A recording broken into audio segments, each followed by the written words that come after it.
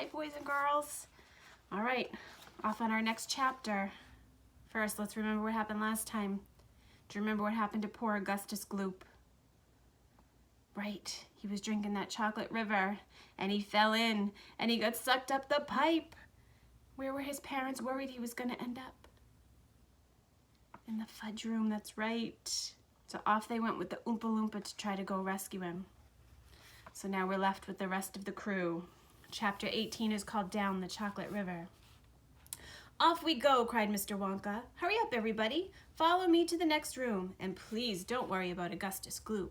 He's bound to come out in the wash. They always do. We shall have to make the next part of the journey by boat. Here she comes. Look! A steamy mist was rising up now from the great warm chocolate river, and out of the mist there appeared suddenly a most fantastic pink boat. It was a large open-rowed boat with a tall front and a tall back, like a Viking boat of old, and it was of such a shiny, sparkling, glistening pink color that the whole thing looked as though it were made of bright pink glass. There were many oars on either side of it, but as the boat came closer, the watchers on the riverbank could see that the oars were being pulled by masses of Oompa Loompas, at least 10 of them to each oar. This is my private yacht, cried Mr. Wonka, beaming with pleasure. I made her by hollowing out an enormous boiled sweet. Isn't she beautiful? See how she comes cutting through the river? The gleaming pink boiled sweet boat glided up to the riverbank. 100 Oompa Loompas rested on their oars and stared up at the visitors. Then suddenly, for some reason best known to themselves, they all burst into shrieks of laughter. What's so funny? Asked Violet Beauregard. Oh, don't worry about them, cried Mr. Wonka. They're always laughing. They think everything's a colossal joke. Jump into the boat, all of you. Come on, hurry up. As soon as everyone arrived safely in, the Oompa Loompas pushed the boat away from the bank and began to row swiftly down the river. Hey there, Mike TV, shouted Mr. Wonka. Please don't lick the boat with your tongue. It'll only make it sticky.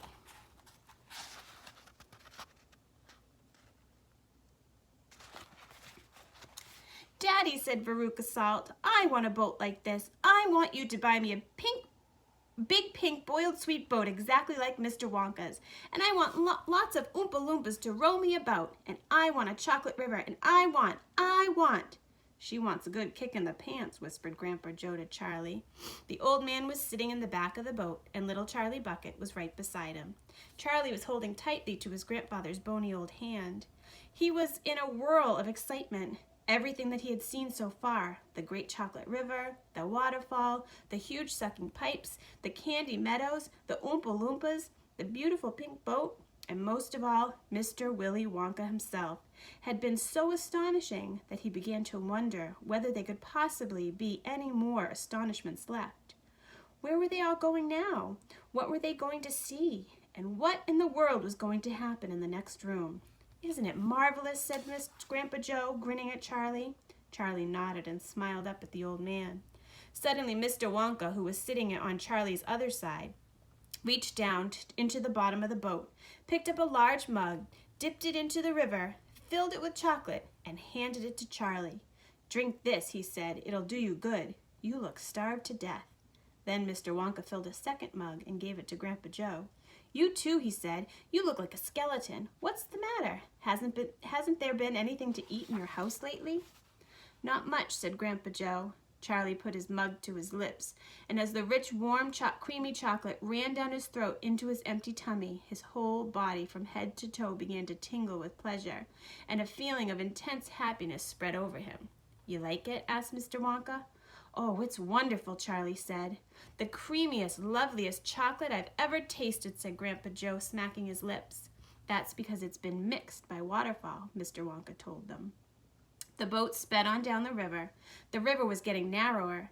There was some kind of a dark tunnel ahead, a great round tunnel that looked like an enormous pipe, and the river was running right into the tunnel, and so was the boat.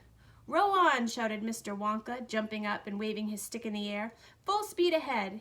And with the Oompa Loompas rowing faster than ever before, the boat shot into the pitch-dark tunnel, and all the passengers screamed with excitement. How can they see where they're going? Shrieked Violet Beauregard in the darkness. There's no knowing where they're going, cried Mr. Wonka, hooting with laughter. There's no earthly way of knowing which direction they are going. There's no knowing where they're rowing, or which way the river's flowing. Not a speck of light is showing, so the danger must be growing.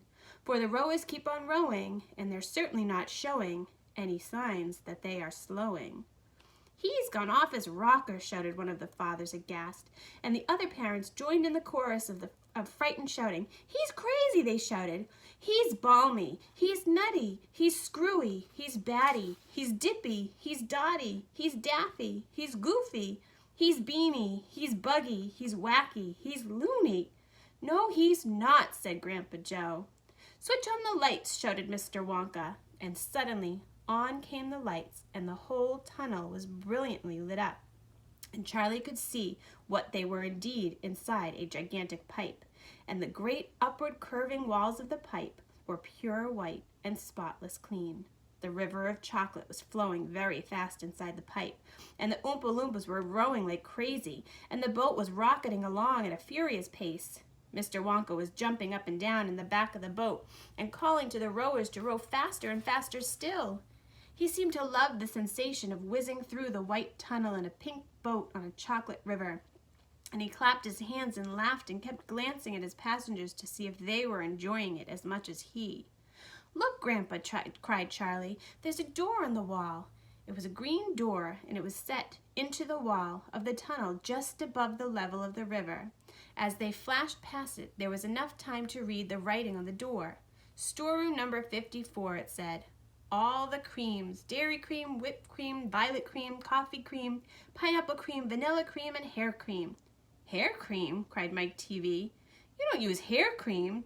Row on, shouted Mr. Wonka. There's no time to answer silly questions. They streaked past a black door. Storeroom number 71, it said.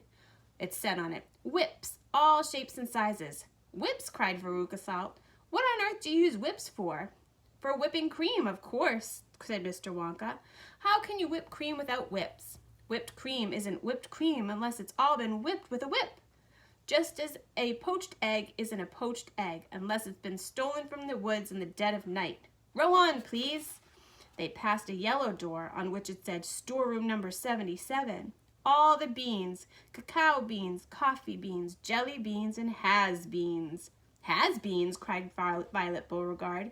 You're one yourself, said Mr. Wonka. There's no time for arguing. Press on, press on. But 5 seconds later, when a bright red door came into sight ahead, he suddenly waved his golden-topped cane in the air and shouted, Stop the boat! I wonder what's inside the red door. Where are they going next? We'll find out next time. See you later.